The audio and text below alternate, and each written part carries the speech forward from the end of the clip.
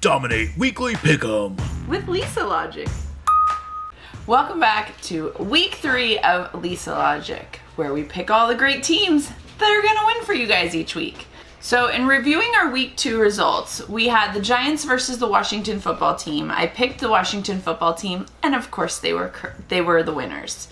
We then had the Bengals and the Bears. I picked the Bears, and they won. We had the Texans versus the Browns. I picked the Texans. Unfortunately, the Browns won. Guess the brownout didn't happen. And then we had the Rams and the Colts. I picked the Rams, and they were the winners. We had the Bills versus the Dolphins. I picked the Dolphins. Unfortunately, the Bills took it home. And then we had the Jets versus the Patriots. And unfortunately, I picked the Jets soaring high, but they obviously crashed, and the Patriots took it home. We had the 49ers versus the Eagles. I picked the 49ers, and they are the winners. We had the Raiders versus the Steelers. The Steelers were who I picked. Unfortunately, in that very close swashbuckling game, the Raiders took it home. We then had the Panthers and the Saints. I picked the Panthers, and they were the winners. We had the Broncos versus the Jaguars. The Broncos were who I picked, and they're who won. We had the Vikings versus the Cardinals. The Cardinals are who I picked, and the Cardinals won. We had the Falcons versus the Buccaneers. The Buccaneers are who I picked, and the Buccaneers are who won. We had the Cowboys versus the Chargers. The Chargers, unfortunately, is who I picked, but the Cowboys is who took it home. We had the Titans versus the Seahawks. I did pick the Seahawks, but unfortunately, the Titans took it home. Now, for our week 2, for the official defensive cuteness factor, the Ravens, who won the cuteness factor points, were the ones who took it home. Sorry, Chiefs. And then we had the Lions versus the Packers. So the Packers are the ones who decided to take that one home, luring those Lions away with the meat. So, on to week 3. All right, so our first game is Thursday night. We have the Panthers playing the Texans. So in this one, I am going to go with the Texans. So we're going to go back to a little bit of week 1 logic. So in week 2, the Texans, unfortunately, were not the winners of their game. But my assumption is they've reloaded. They're going to take those Texas guns out, and they're going to shoot down those Panthers and take home the win. Then moving on to Sunday's games. So the first couple we have the Chargers over the Chiefs. So I did a little bit of research on this one, and it turns out there are quite a few Native American tribes that had individuals named Charger in their tribe.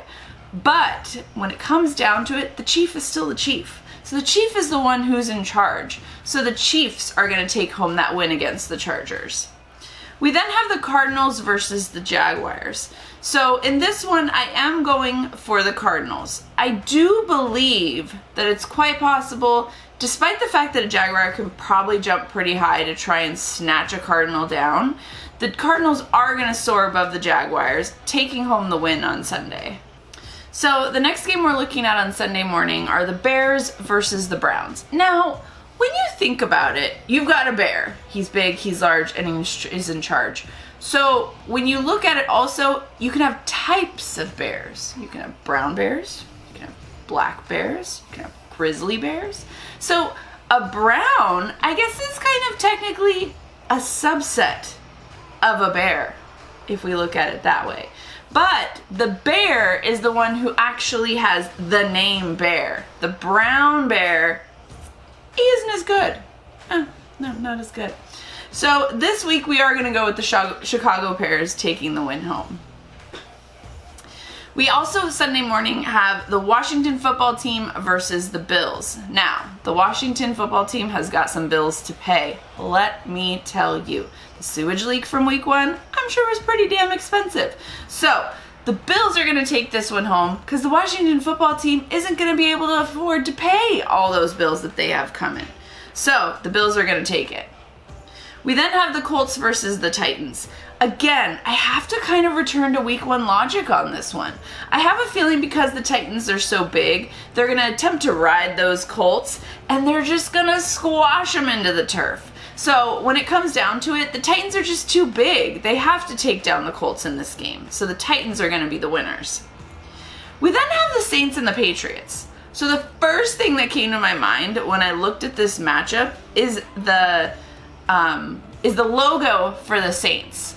Have you ever noticed, like, it's like a middle finger? They're like, hey, we're the Saints, right? So I think this week the Saints are going to give the big old middle finger to the Patriots, and they're going to take home the win. So Saints for the win on Sunday. We then have the Falcons versus the Giants. Now, in this one, I don't think it's going to be a matter of, like, the Falcons are soaring high above, nothing like that. The Giants are really tall, right? They're giants. And they have huge mouths, big old gappy teeth. And when the Falcons are flying around, I think the Falcons are honestly just going to get stuck between the teeth. Like, little annoying things that get stuck in your teeth when you're eating. So I think the Giants are going to eat those Falcons this week, and the Giants are going to take home the win. We then have the Bengals versus the Steelers. So as we all know with Lisa Logic, the Steelers are pretty damn sneaky.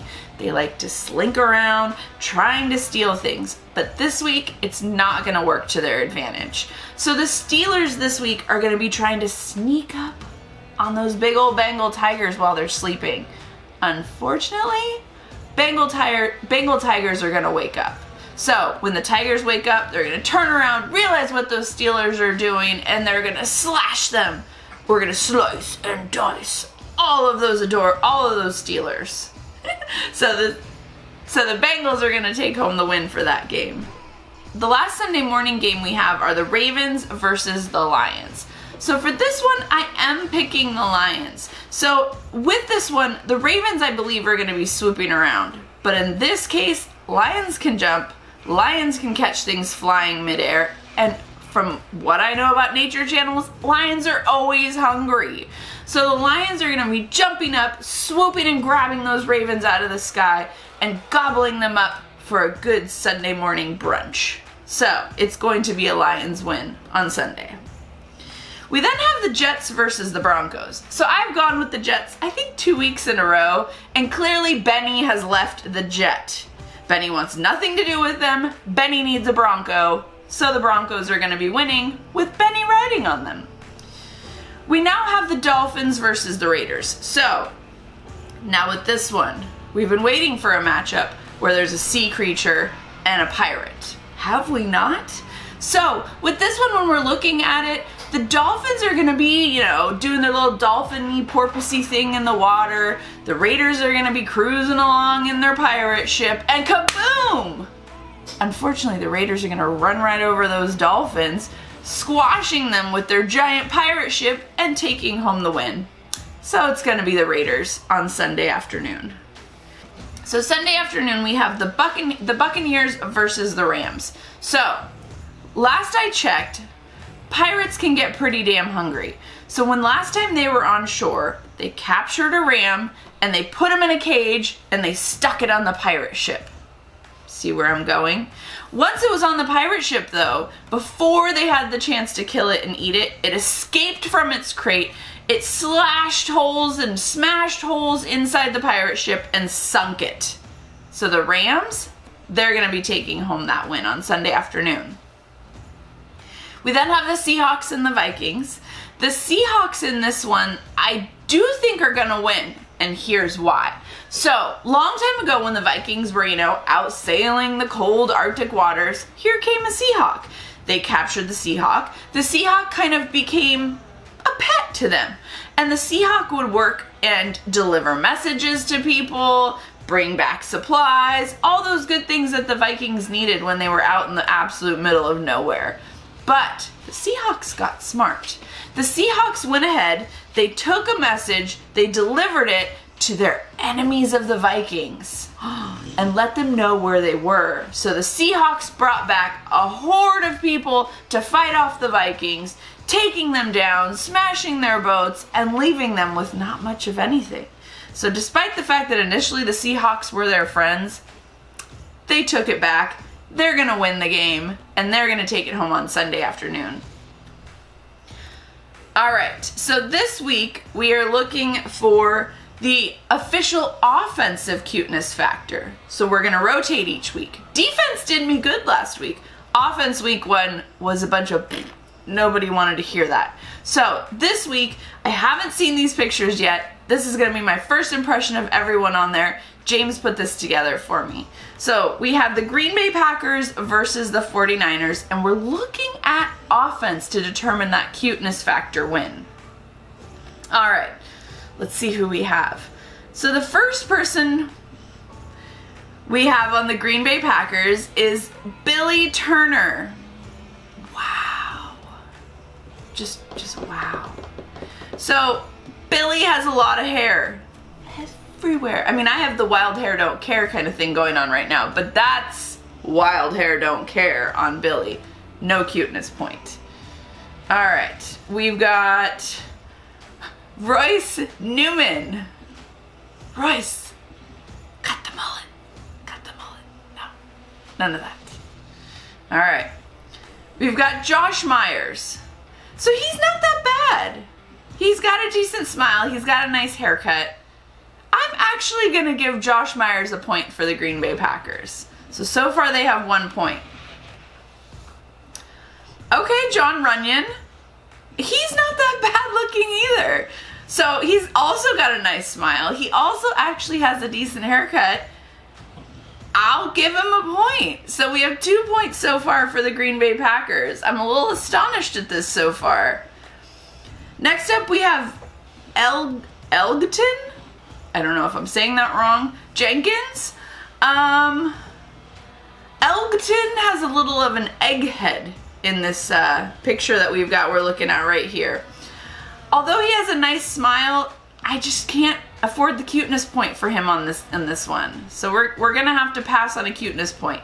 It's just the egg shape. Maybe it's because he has so much facial hair that's throwing it off. I could be wrong. If it was a little more square jaw, he would have the point, but the facial hair could be blocking it.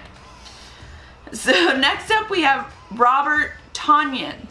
Robert's not that bad looking either. Where are the Green Bay Packers finding these guys? Because they need to recruit them to the other teams too.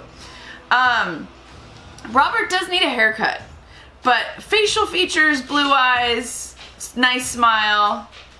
I'm at 3 points for the Green Bay Packers. This hasn't happened yet, actually. Oh, he's cute too. So next up we have Alan Lazard. He has very squinty eyes, kind of like James. He does have a lot of hair, but it's not too much hair. And he has a very nice smile. So Green Bay Packers, you're doing good. You have 4 points. What is happening this week? All right. We have Marquez Valdez-Scantling, who is up next. He also has a very nice smile. I feel like I'm being either generous this week or these guys actually aren't awful looking. He's going to get a point too. So now we're up to 5 points for the Green Bay Packers. Oh, then we reach Devonta Adams. I don't like this picture. If he had smiled, it might have changed my mind. But as of right now, kind of the bug eyes, the almost duck lips that he's got going on, like puckering or something, I can't give him a point. So sorry, Devonta Adams, no point for you. We're now moving on to Aaron Jones. So Aaron has a cute face. I'll give him that. The hair isn't awful because it looks well groomed and tamed and just nicely put down on his shoulders, but I don't think I'm going to give him a cuteness point. I mean, I can't go too wild giving the Green Bay Packers all cuteness points, right? So they're already at 5. So let's see who's next. Oh boy, Aaron Rodgers. So Aaron doesn't look like this picture that we're showing right now anymore. When I've seen him in games, he has like flowing locks coming out of his helmet. He looks very old and like he should have like a priestly collar on in this photo. Maybe I'm crazy, but I can see it. Just the way he looks in this photo. He's not going to get a cuteness point for the Green Bay Packers based solely on this photo. So we have 5 points though for the Green Bay Packers, which is like adding up, I think the last 2 weeks, that's like equal to how many I've already given out. So Green Bay Packers, you're doing good. All right, next we have the San Francisco 49ers. All right, so how do you say your name? Mike McGlinchey? Maybe? Does that sound right? Mike's okay looking. I could easily see him as Santa Claus for Christmas. I don't know why. Immediately, like, those bright red cheeks made me think of Christmas and Santa. I don't know. Santa's not one I would find attractive normally. So we're going to pass on the point for the Mike McGlinchey, just because of those Santa Claus cheeks. Next up, we have Daniel Brunskill. There's something about the nose. The nose throws off his whole face, and the awkward smile. So, like, here and up, we're okay. Here and down, it's a little off-centered. So we're gonna pass on the cuteness point for Daniel. We have Alex Mack. Wow. Alex has some cheekbones. We'll say that. He also has an extremely awkward smile. Like, how forced can it be? No point. I mean, right now, 0 points for the Niners. What is going on? All right. Next up, we have Laken Tomlinson. Laken, he has a nice haircut. He has an okay smile. It's a little off-center. And his nose is a little weird. It's like raised on one side and not on... Maybe it's just the photo. I don't know. But I can't give a cuteness point this week to him. Next up, we have Trent Williams. Trent, is that hair or are those tattoos? I don't know. If that's hair, that's a lot of hair. I don't think I'm gonna give Trent a cuteness point, only because if that is all hair coming out and around, I can't do it. If I'm wrong, I'm sorry, but no cuteness point there. Oh, that's a sad photo. Next we have George Kittle. You know who George Kittle looks like in this photo? The owner of the comic book shop we go to all the time. Oh my goodness. If he cut his hair, he'd probably get a cuteness point. But the like wet, parted down the middle locks, I can't. No, yuck, cut it, please. Oh, Niners, you're not looking too good this week. All right, Trent Sherfield is the next one. He's another one that looks extremely young, like 18, 19 years. I don't know how old this guy actually is, but he looks fresh out of high school or like first couple years of college, or middle of college, and he left and joined the Niners. I don't know, but either way, he's too young looking for my cuteness factor taste, so we're gonna have to pass on a point for him. Oh boy, we got to Brandon Ayuk. I will return to my ever so loved comment of how does all that hair fit in your helmet?